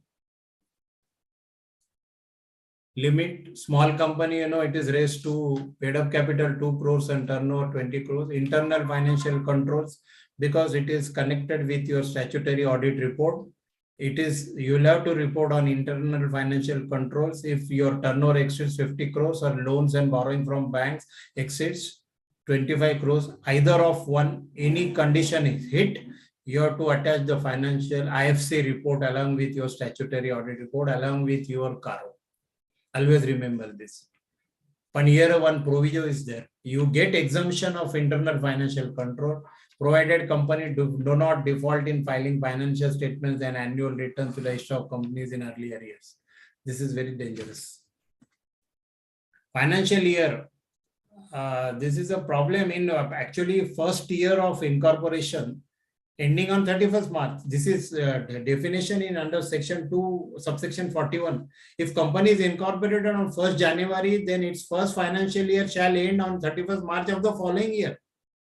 Say in practical example, your company is registered on 2nd January 20. You have got option. You can close your financial year on 31st March 20 also. Only 2.5 months, 3 months financial statement. You are allowed to stretch your financial year up to 31st March 21 because it is less than 50 months. Indirectly, your financial year cannot be more than 15 months. This is for the first financial year when the company was incorporated. Board meetings, OPC, there must be at least 4 board meetings. We have already discussed. These are relevant sections. Board meeting by video conferencing allowed. 7 days notice is must for board meeting. Earlier, this was not there in Companies Act 1956. And OPC, they have got special provision for board meeting as it is unlike, it's not like other companies. OPC and small company, they can have at least 1 board meeting in each half of a calendar year. Means at least 2 meetings are sufficient for small company. But this is not practical because even in small company, you have to show 1 board meeting in April because disclosure of interest of director. Then 1 board meeting must be there in March because you have to pass a resolution for earlier closing of the accounts after year end. And certain couple of meetings you have to show in between the year. Certain resolutions are there to bank, certain forms are filed with ROC. So 2 meetings is practically not possible, though there is a provision in section. Secretarial audit, I have already discussed. Friends, I end my presentation here. And I hope I have tried my best to give the justice to the subject allotted to me. And at last, I say thanks to managing committee member. I express my sincere gratitude to the managing committee members for giving me this opportunity to present this topic on critical issues on financial statements under this statutory audit study course, company audit study course. And thank you very much. Good night. Any question?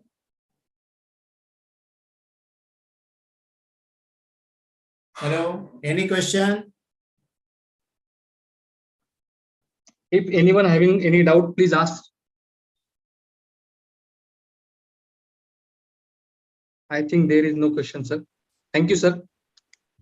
Okay, fine. It's a proud privilege to give vote of thanks on behalf of Nashik branch. Thank you, sir, for taking time and giving guidance. Audited financial statement and filing with the ROC. So you have really covered the area. It will definitely help our member in practice. Once again, thank you, sir, for your guidance. I hereby declare that session is over now.